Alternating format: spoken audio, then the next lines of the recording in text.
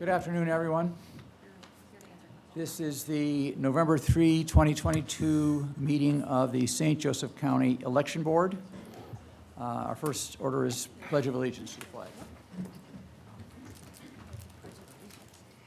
I pledge allegiance to the flag of the United States of America and to the republic for which it stands, one nation, under God, indivisible, with liberty and justice for all. I don't know.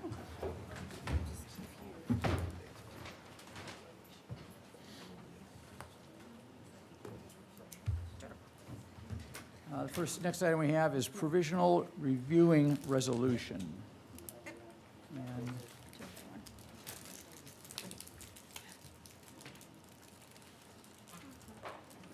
And there's a resolution that's attached. Let's take a minute and read it. I haven't read it yet.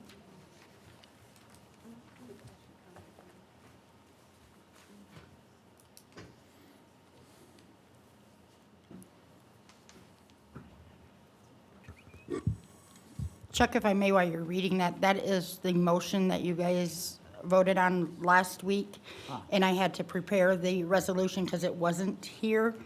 Okay. So basically, that's just needing signed because you guys did It's approve it. just- But I mean, it's I'm just for us not to saying sign. stop reading it, Right. read it, of course. But Right. I was just letting you know, that is the one that the motion was made last week to have you and Tom as the provisional counters. Okay. So that's what that is. Great. I know.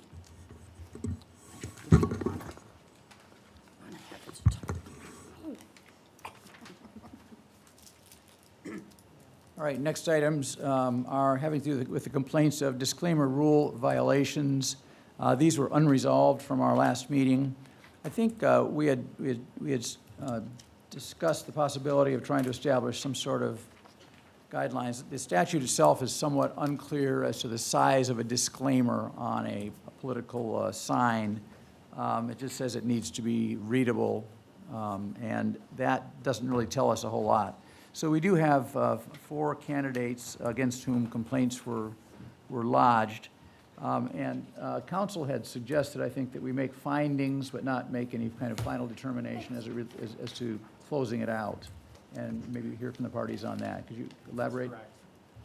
I ultimately think that you need to decide whether the signage that's been called into question is legible for a motorist going by. All right. Under the circumstances, and that you're the ultimate authority on that.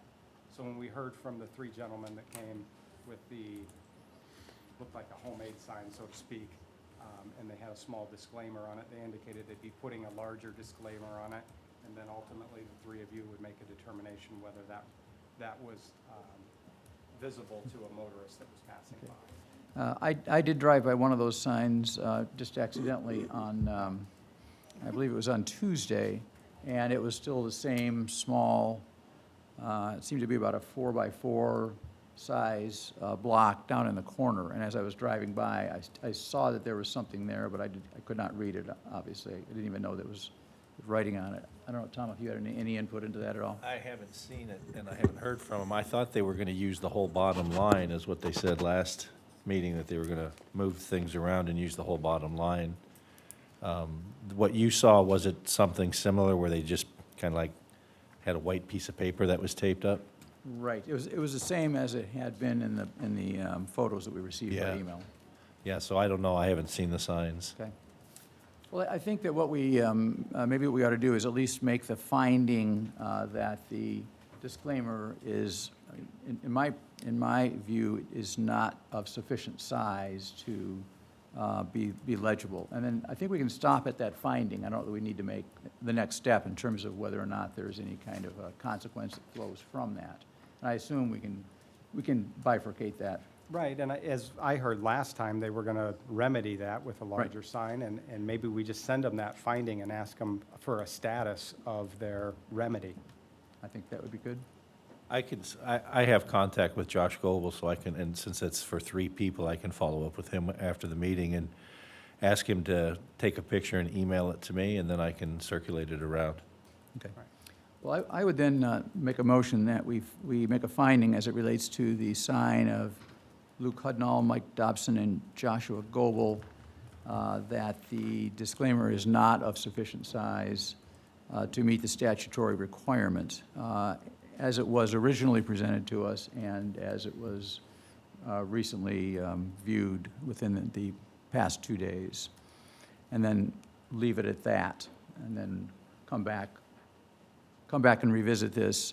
It won't be, we have meetings this week. We have one on Monday, but it'll have to be one of our post-election meetings as it relates to that, as to what consequence that is. But at the same time, I do think, Tom, if you get in touch with them and tell them Right. where we are, I do think that a good faith effort to make it visible might help.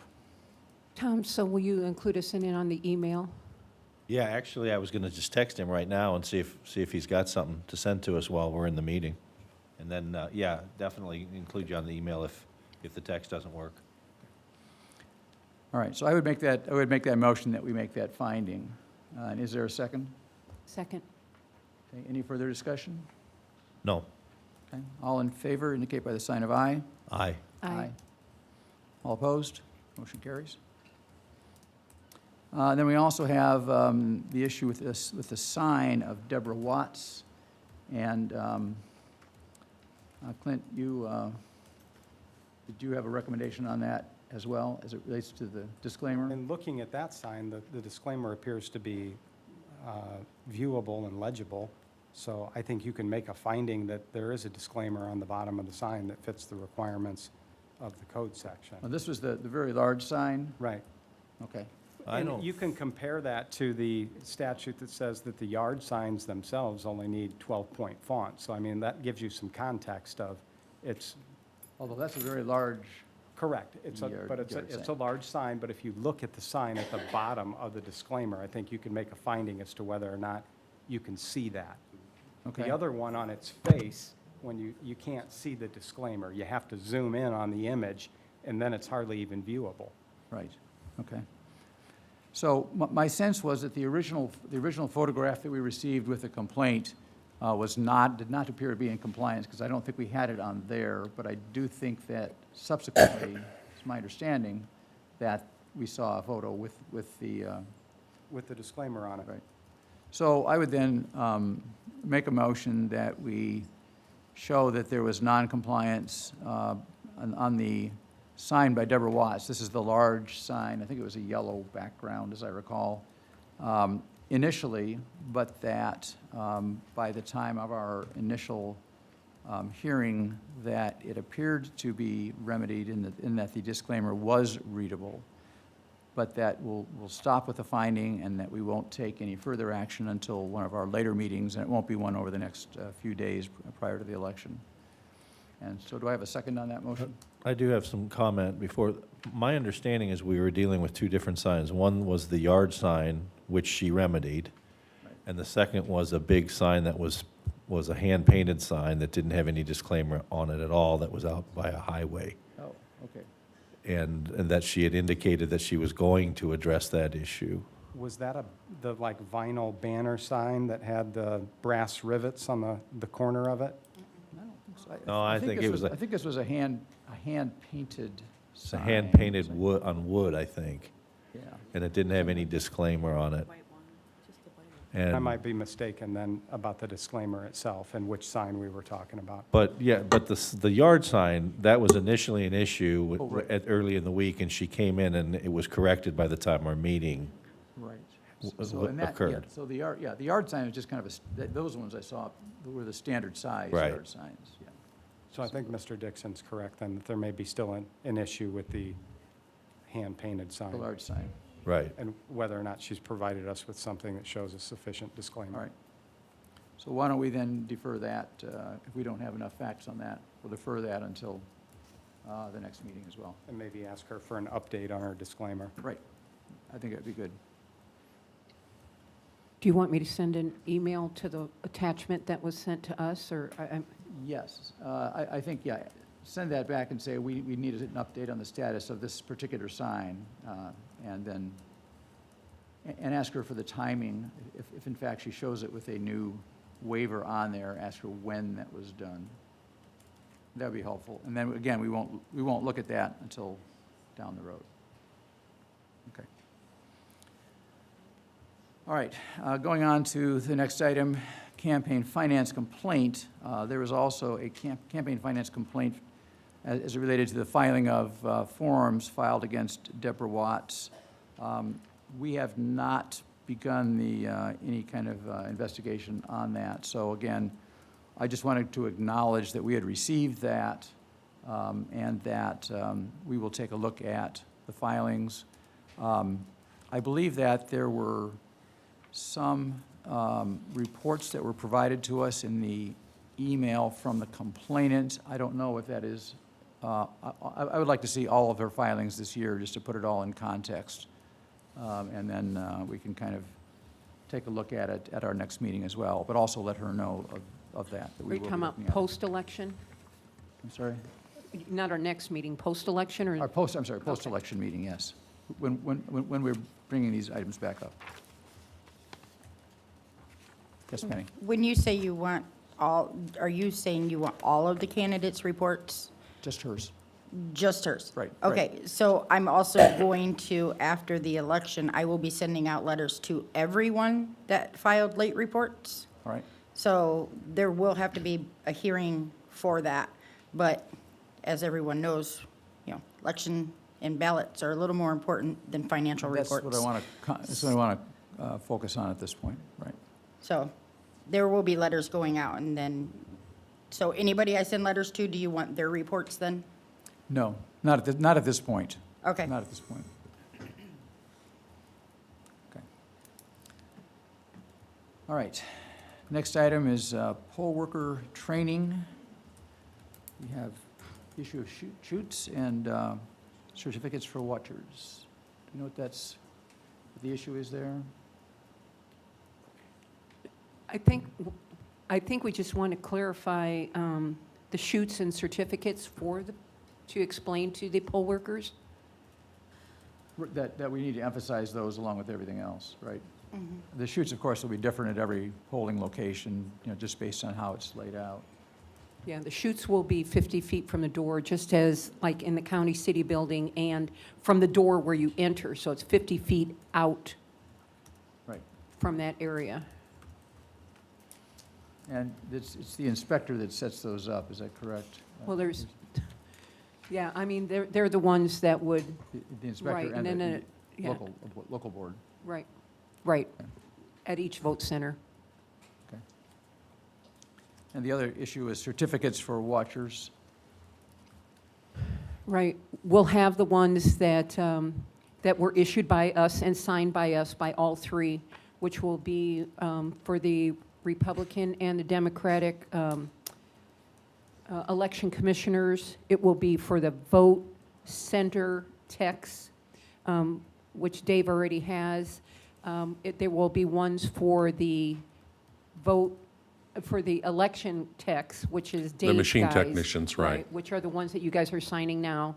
And then the media ones, which are a smaller one, which most of the media has already picked up. And those are small ones. Those will be the only, Penny, I think that's all we had. Yeah, and I was just going to provide samples, blank samples, to show the ones that the board did approve. So if somebody is coming in with one of the ones that we're receiving emails for, they will know what they're looking at with the ones that we do approve. And then maybe we tell them that if they're getting a different style certificate, to call the election board immediately. Right, and then I think it's going to be, I'm going to have Clint look over this, but for the parties, they have to provide me a list of if they are going to have them along with specific, because they're only allowed one at each vote center. But I think he's reviewing that right now. And when will these be available for the parties to pick up? I don't provide them, they should have their own. I get the. Oh, they have their, Right, okay. So That's- those are pre-signed then, and the names are they're Okay. issued by the parties. by the parties? Got it, They have to provide me with a list. got it. Okay. So if that's the case, Rita, then it would be nice if we could have a sample of what they would provide, so we Right. could also provide those to the inspectors. Just so there's not an issue with the watcher certificates of any kind, Okay. I think the ones that are allowed. I think that would be helpful if we can get a sample of the certificates that each of the parties issue. If you can just email me a blank one, if we can get them by tomorrow, that would be great, so we can show them at training on Saturday. Quick question. Which one of these topics are we taking up the issue that happened to John Drake where he got the wrong ballot? And that we were gonna That'll be look into down, I that? think, under, when we talk about equipment. Updates? Okay. That's Yeah, fine. I think Dave has some Okay, very good. information Thank you. for us. I do. Yeah, no, got it. All right, item number 7 is Travel Board. And is there anything more that what we discussed last time as it relates to the Travel Board? I don't think so. Rita, we don't have any issues with travel board, right? No, We're good there. No, we've been having some no callbacks and no shows, but we've been using people from VR and the clerk's office to send those people out. So I think they only have a couple of them for tomorrow, and all the travel boards will have been done. And then if we get any calls over the weekend, we only have until noon on Monday to send those travel boards out. And then if something happens on Election Day, we'll do it on And a that would have to be a. case-by-case on- basis. Right. But do we have a travel board that would be available to actually go out? if We would be able necessary? to provide, right, we'd get Okay. something together real quick, I mean, with a Republican and a Democrat that already had done it. All right, great. Okay, anything else on travel boards? No, but I can report back a communication with Josh Goebel if you'd like me to. All right, He called, I texted him, he called me, he didn't know we're in the meeting. He indicated that they were waiting to hear back from you as to the recommended size of the text, and then I texted him back saying, I think there's some confusion there. You were going to free up the bottom line, it needs to be legible from a stopped car. The recommended size discussion was just discussion. Please get it fixed right away so it's legible from a car. So I can understand how there was some confusion about that, because we left last meeting with sort of comparing signage, regular signage with disclaimer signage and stuff like that. So anyway, hopefully they'll get that corrected right away. okay. Why don't you, when you get a chance, see if you can forward that response to us as well, so that we have it. Okay, I don't, I We'll have to figure out a way to do we'll figure that. out a way, yes. Take a picture of it, a screenshot I- of it. No, I mean, I can forward texts, but I don't have email on my phone, so. But thank you. Okay. I'm not an entire Luddite, Penny, I'm just quasi-Luddite. I'm just saying, sorry. Yeah, give me your phone, I'll do it for you, Give it to a 5-year-old, they have it done yesterday. right? Okay, moving right along Okay, here. sorry. Let's go to next item, which is absentee updates. I, Do we have any numbers? unfortunately, I forgot to bring the report with me, but I think we're about 16,000 back last night. And I don't, of course, have the We numbers have for today. 1,400 exactly mail out that are still out. Okay. And we had 10,176 Walk-in. walk-ins as of when I walked from downstairs.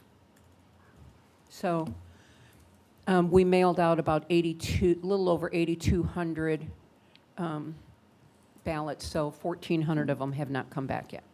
Okay. And how does that compare with, say, 2 years ago or 4 years 2018, ago? no, 2018, I looked and we had 22,000 and something, of course, absentee ballots between walk-in and mail and travel board and all the different ones. Okay. So about 22,000. So we're pretty much on track because we're hitting about 1,000 a day. It's about the same pace. Okay. Okay. And we did count 22,000 in one day in central count in 2018. Okay, very good, thanks. All right, next is voters' registration. Anything to report? No, I think we're good. We're both, I think poll workers for both parties are set We've called everyone and reminded them about training, reminded them that $75 of their pay is training, and scheduled them for training. So I think we're set. Very good, thank you. Okay, let's go to item 10, vote center and equipment updates. And Dave, if you could include, the issue that. Yeah, was brought and up earlier. I'll just first take up one that I need a response from y'all from, and that's on Election Day. Normally, I provide 5 poll pads down here, 2 in the clerk's office, 1 here in Central Count, and 2 for voter registration. I just need to confirm that that's what you want to do again this time. Okay, and what are the poll pads used for? The poll pads are generally used to look up voters to see if they show up on the poll pad or where they show up or how they show up. Voter registration, oftentimes people call and can't find someone in the poll pad, particularly names with apostrophes or hyphens, and so they can look them up in various ways and then find their record in the poll pad.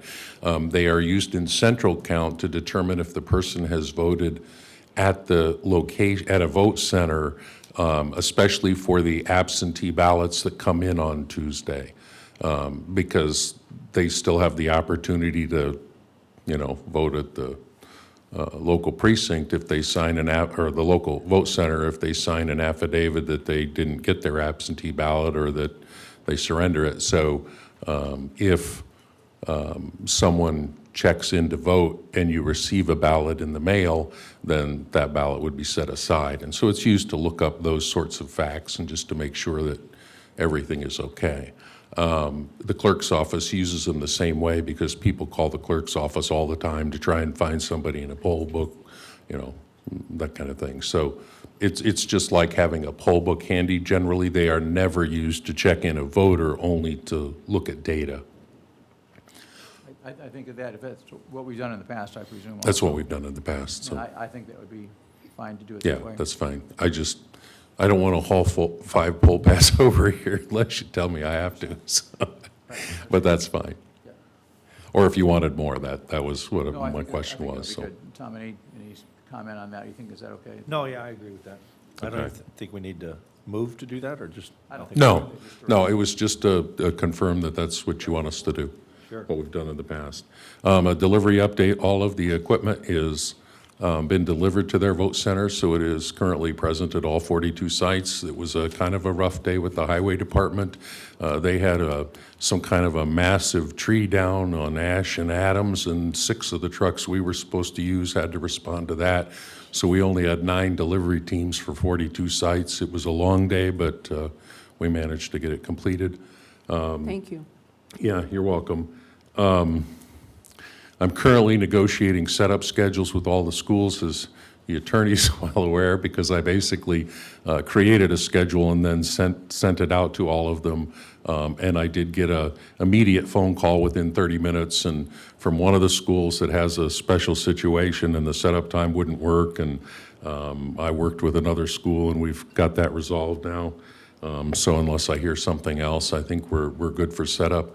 I am right at 42 vote center techs. I had one that was a no-show at the training last night, so unless they come tomorrow, I have an alternate that I can put in, but she had COVID and she's supposed to be cleared tonight, and if she feels okay, she'll come to training tomorrow.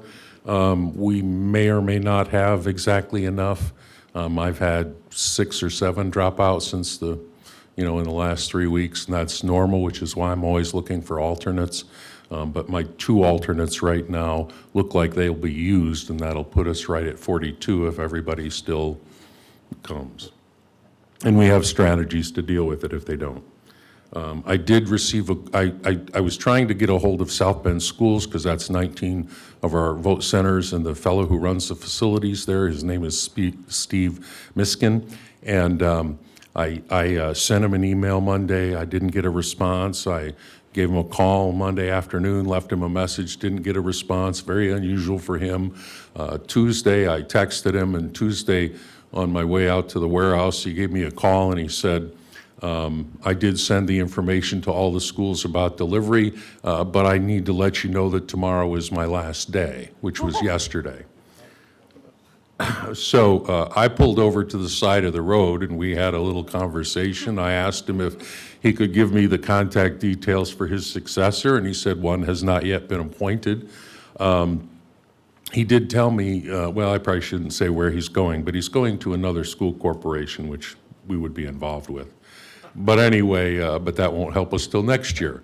And so he did say that he was transferring his cell phone number to his personal account, and he is technically on vacation from South Bend Schools for a few weeks to burn that all up, and that I could still call him through Election Day with any kind of an issue to get in a building, and he would still know how to get a hold of the right people. So, and I confirmed with him and with Joe Winters at Penn's and Ken Kalenbeck at Mishawaka that the automatic building heat systems will be set to, you know, not shut off the heat. So we had that issue in the spring. And Swanston School can use the parking lot where the entrance is to the vote center. So I've just tried to follow up on anything I knew of that would be a possible issue.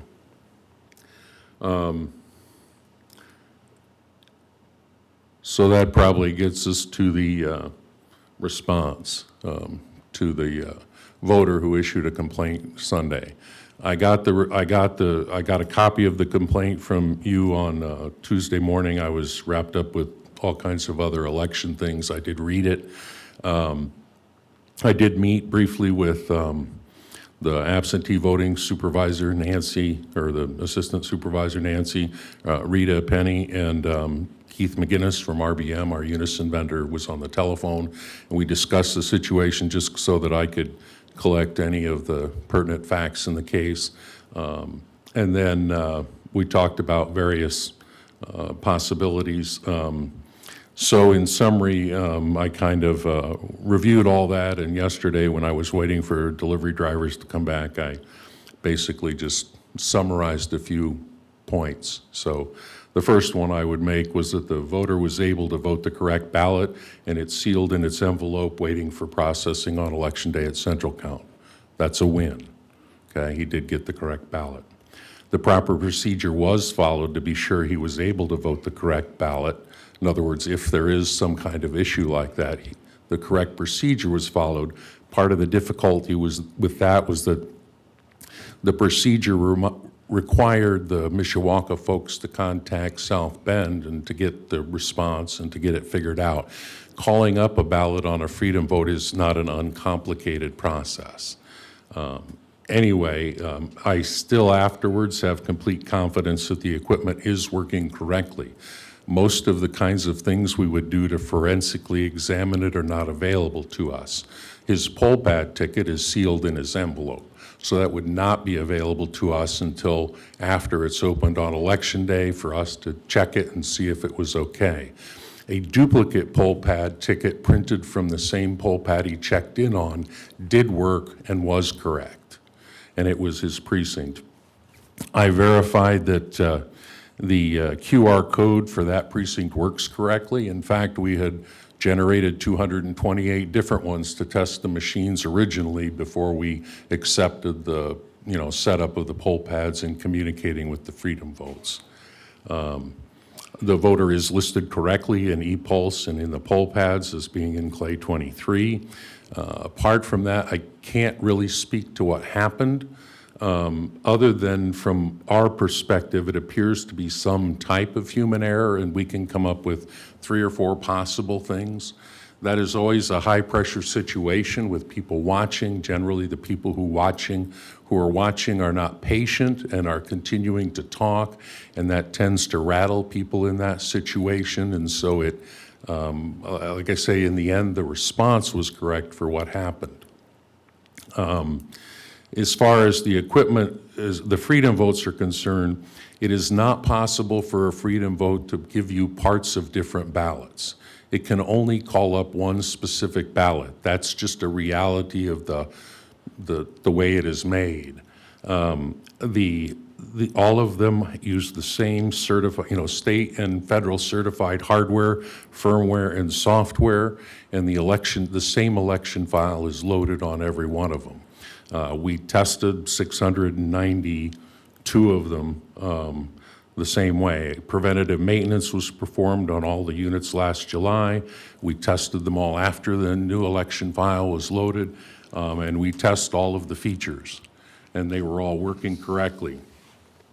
There is a way that we can get more information about exactly what happened at the time of the event, but it requires accessing the audit log from the unit, and that you can't do while it's being used in the election. That has to be done after the election. And so at the current time, we're planning to tag it, and then when it comes back to our warehouse, set it aside, and then we will look through the audit log at the time of the, about the time of the poll pad check-in to see if we gain any other information. We could find out if there was a different ballot open on it ahead of his, if the ticket wasn't actually scanned correctly. There's several things that we can find out. We can at least find out the order of events.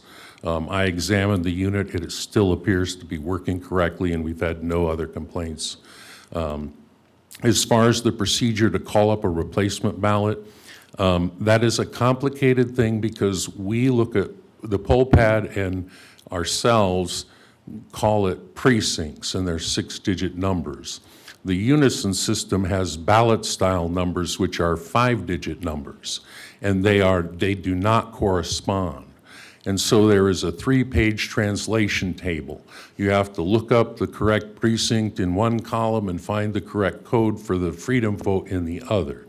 Then enter a password and then type in the correct translation. This is the reason why usually only 1 or 2 people are responsible for that. We do not, on election day at the vote center tech is responsible for that.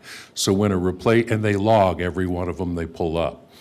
And so when they need one, the inspector contacts the vote center tech, and they have a QR code on a separate thing that they use instead of typing in the password in front of the voter, and I have provided those to absentee voting with the suggestion that they use those. Because when you're doing this, you can't ask someone to step away because then they'll assume that you're doing something you shouldn't be doing.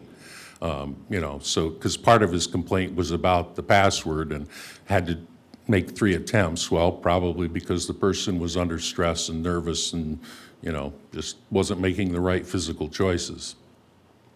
So then they make that translation, and I'm teaching them and training them how to do that, and I've instructed them all to call me if they're not confident, and I will guide them through that over the phone because I can look it up quickly. And then basically, so they scan that and then type in that translated number, and then that starts up the replacement ballot. The previous election board was under the of the opinion that the inspectors and the people working at the polls should not be given that the ability to do that because of its complexity, and that it would be much better if it was controlled and logged. And so that's our efforts. Those logs are returned to me on election night, and I keep them, and then, can answer any questions as they come up after the fact. Pretty much all I know about it. So we won't have any full resolution then until afterwards, and you get a chance to. Yeah, I need to, we need to examine the poll pad ticket and the audit log. At this point in time, from everything I've seen, and I have 40 years of experience as a technical equipment troubleshooter, I have to say it was human error. I've seen nothing in the equipment that could behave the way that was suggested. It's possible that a ballot was still open when the ticket was scanned, and then it wouldn't acknowledge the scan of the ticket, but there would be a ballot there. I can't talk as to whether or not the ticket and the ballot were confirmed. That's the training. They're supposed to do that, but by the time I talked to any of them, they'd processed over 1,000 voters, and you can't remember that. I've been in that situation before. You may just inadvertently skip looking at that because you trust the equipment. Do you have any explanation for why his 2 sons living at the same address got the correct ballot and he didn't? Because how was that human process error? worked correctly. How does human error that he got the wrong ballot when all three of them live at the same house? Well, all three tickets would generally have the same QR code on them. What I'm suggesting is that the Freedom Vote that he was using was not ready to scan a ticket. It had a ballot open on it from a different precinct. That can happen if a voter moves on, doesn't vote. There's a number of situations that can happen, and that's what the audit log would tell us. As part of our training, are the people who are handing out the ballots in reminding people to check their ballot to make sure it's in the right district? Well, that I can't answer. You know, everybody hears instructions and interprets them differently. What we are instructing the people to do is it should only be a poll worker who scans the ticket, and then the poll worker should confirm that the precinct number on the ticket matches the precinct number on the ballot. Okay. Apart from that, there isn't, whether or not it's the right ballot for the person, they have to know who should be on the ballot and which ballot it is. I mean, Well, many people don't know what precinct they live in. That's exactly my point. This gentleman, John Drake, is a sophisticated corporate attorney with many years' experience. Right. And his wife is a candidate for county council in a contested race. And he gets a ballot that doesn't include his ability to vote for his wife. He made the point very strongly, if he had voted just straight party line, how would we He ever would know know? because you How are would we know? required to step through every choice on the ballot. If you vote a straight party ticket, every candidate that would get a vote will be marked and highlighted. And so it goes through that. You must step through every page. It's required. Okay. And so you would know that, you know, the vote was not going the way you thought it was. But the point of the whole thing is the other two worked correctly, the process worked correctly, there was no error. The poll pad ticket, we don't have, so we can't try that specific ticket. But when we print a duplicate ticket from the poll pad, in other words, there's a way you can go in and say, reprint this ticket, and it prints it, but it says duplicate ticket at the top. That ticket works correctly and calls up the correct ballot. So at this point, the idea would be that whatever happened when that ticket was scanned, it wasn't successfully scanned. And that there was some other part of the process that was still open on the unit that he was using. And how does that happen? Somebody just walks away from? Well, that's one way. Another way that it happens is a poll worker will scan the ticket, and the person will say, I don't want to use this one, I want to use that one, then they'll go scan it on another. Now, that ballot is open on both units, and there's a cancel button that you have to press to cancel that one. If it's open and you scan a ticket, it assumes that that ticket has how you want to vote your ballot on it, which it doesn't. And a little error message will come up that says, not a populate barcode, because that's a different thing. But from scanning it, it beeps, and then there's a ballot open. So it works the same way as if you had scanned a ballot, unless you're focused on the screen at the moment you scan the ticket. This sounds, again, I apologize for not understanding this that well. Is it possible then for somebody to have their ballot on two different machines and vote on two different machines? No, because every ballot created from a poll pad ticket has a unique identifying number, and if you create two ballots with the same poll pad tickets, the first one going through the tabulator will work, and the second one will be rejected. Okay. That's, Was that some of the stuff we did when we were testing them? Some of Yes. the ones that got rejected were like that? some of them were, well, the ones that got rejected were undervoted, a different case. But yeah, there's a number of cases, and, you know, each piece of equipment is like I said, is still working correctly. It's passed all of its tests. If properly used, it does work correctly. And so I wasn't there. I can't speak to what the specific issue might have been. Were you concerned with what Mr. Drake reported as the people in charge didn't seem didn't seem to have the answers, they didn't seem to know what to do. This is because in order to call up a replacement ballot, you have to make this rather complex translation. They did not have that in Mishawaka. They had to call South Bend in order to get that. Okay. So they knew what to do, Yes. they just didn't have. It the just took a lot of capacity. time. Yeah, Right. okay.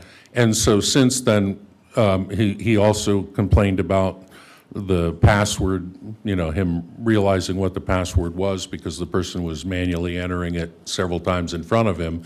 That was what I talked about, the QR code. On Election Day, we have a QR code that just puts that password in without having to type it, so no one can watch you type it. Okay. It's just another QR code you scan, and then, Does it change from the day he voted to Election Day? no, that password is the same for the election. Okay. But, you would have to know how to use that information. Well, Dave, thank you. Thank you for your explanation as to what you've been able to do so far. You're And welcome. we will Yes, thank you.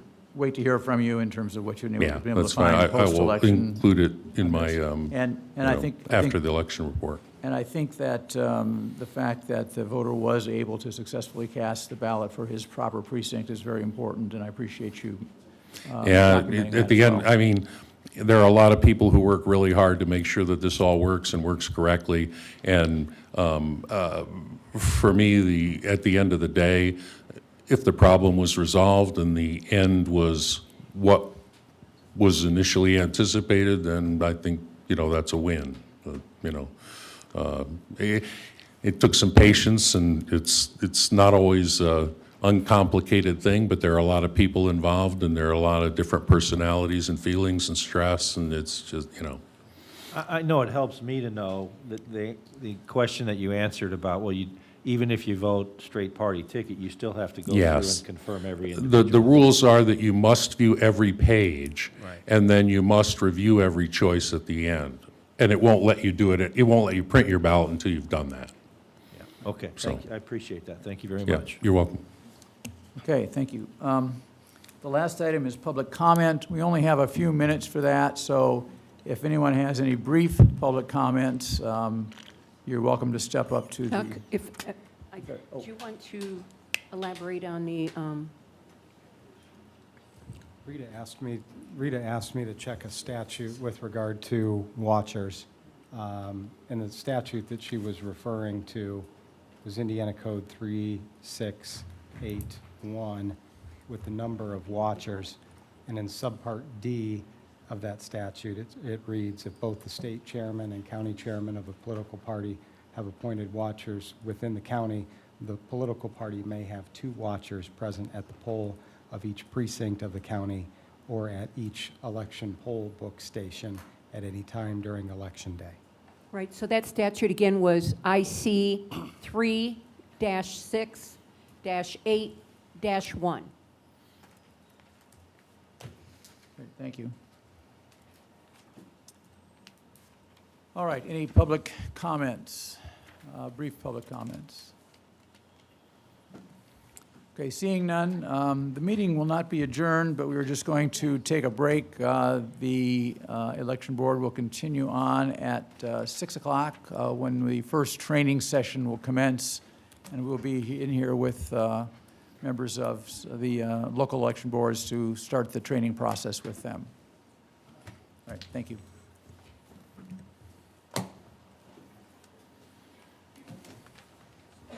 I just want to say, Do okay? I did tell everybody,